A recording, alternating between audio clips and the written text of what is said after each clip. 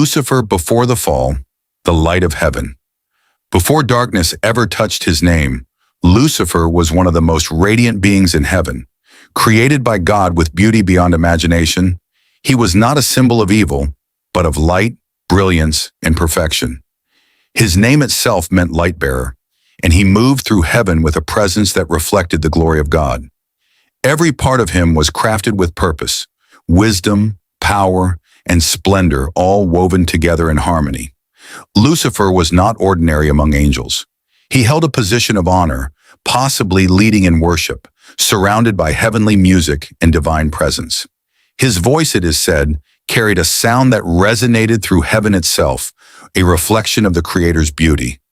He stood close to the throne of God, not in rebellion, but in perfect alignment, shining with a brilliance that inspired awe. In those moments, Lucifer was not an enemy. He was a servant, a masterpiece of divine creation. But within that beauty, something began to change. Not in a single moment, but slowly, quietly. Pride began to grow where humility once lived. The light he carried, instead of pointing to God, began to turn inward. He saw his own beauty, his own power, and for the first time he desired more. Not to serve, but to rise. Not to reflect God's glory, but to claim it. This was the turning point.